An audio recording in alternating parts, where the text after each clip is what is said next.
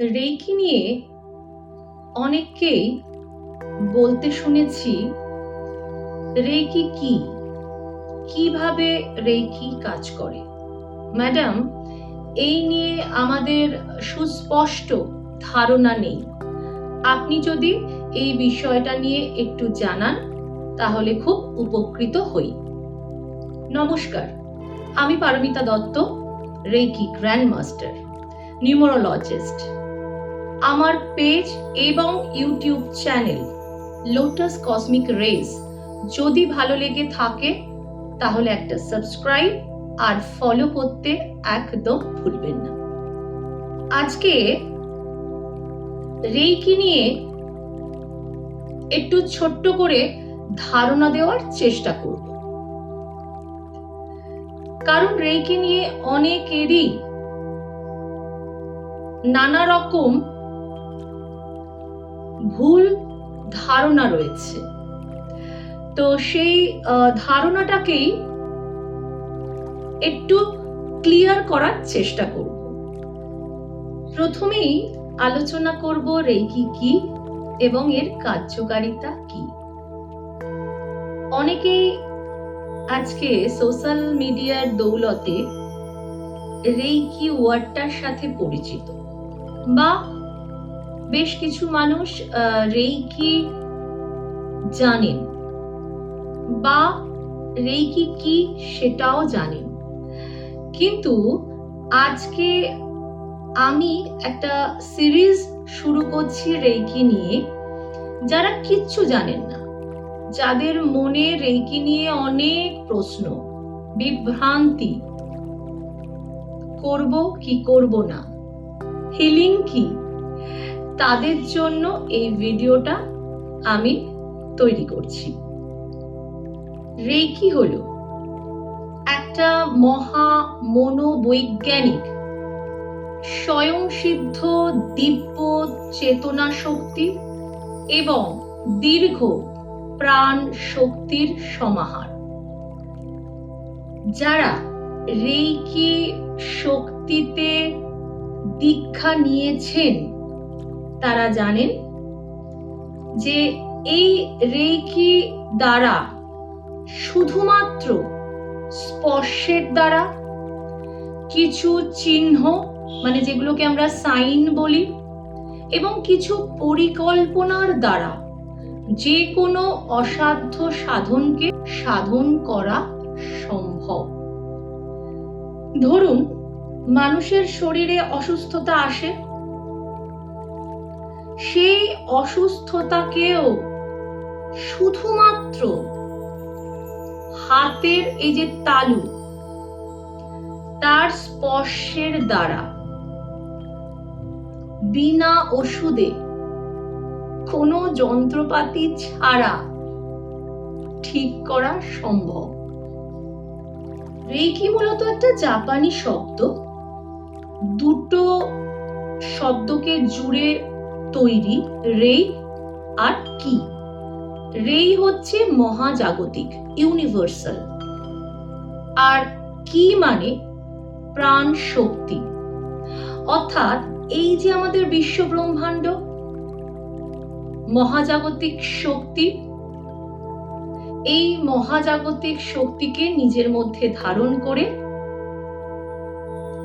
এই যে থেরাপি, সেটা নর্মালি করা হয়। নর্মালি রেইকির অনেক শাখা প্রশাখা আছে, সেগুলো নিয়ে আমরা পরে আলোচনা নিশ্চয়ই করব। কিন্তু এটা জাপানি শব্দ হলেও আমাদের ভারতবর্ষেও বহু প্রাচীন যুগে কিন্তু এই রেইকির প্রচলন ছিল, এবং সেটা হয়তো রেইকি নামে ছিল না, কিন্তু অন্য নামে সেটা প্রচলিত ছিল। কিন্তু তার যে প্রচার বা প্রসার, সেটা কোনোটাই আমাদের ভারতবর্ষে কিন্তু সেরকম ভাবে ঘটেনি। নর্মালি আমরা যীশু খ্রিস্টের নাম শুনেছি, মাদার টেরেসার নাম শুনেছি। এই মানুষগুলো যখন মানুষের উপকারে লেগেছেন, মানে তাদের কাছে কেউ যখন এসেছেন দুঃখ দুর্দশা কষ্ট নিয়ে, শুধুমাত্র তারা এই হাতের স্পর্শ দিয়ে মানুষের সমস্ত সমস্যাকে নির্মূল করে দিয়েছেন। এটাই কিন্তু মহাজাগতিক প্রাণ শক্তি। আবার এই রেইকি শব্দটার সাথে গৌতম বুদ্ধের নামও কিন্তু জড়িত। গৌতম বুদ্ধ মানুষের সেবায় নিজেকে নিয়োজিত করেছিলেন, মানব কল্যাণে তার শক্তিকে কাজে লাগিয়েছিলেন। গৌতম বুদ্ধ দ্বারা যে রেইকি প্রচলিত ছিল সেটাকে নরমালি তিব্বতী রেইকি বলা হয়। তো তিব্বতী রেইকির প্রচলন খুব একটা নেই, তবে আমি তিব্বতী রেইকি নিয়ে কাজ করি। আমি যখন রেইকি শেখাই তখন যে ট্র্যাডিশনাল রেইকি পদ্ধতি, সেই পদ্ধতির সাথে আমি চেষ্টা করি তিব্বতী রেইকিটাকেও মার্জ করিয়ে দেওয়ার।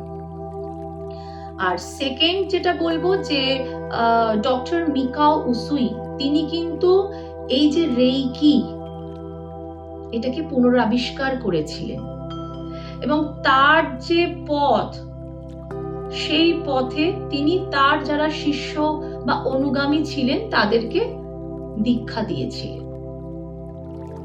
তাহলে যদি জিস্ট করি, রেইকি মানে একটা প্রাণ শক্তি যেটা মহাবিশ্ব থেকে আমরা আমাদের মধ্যে ধারণ করব।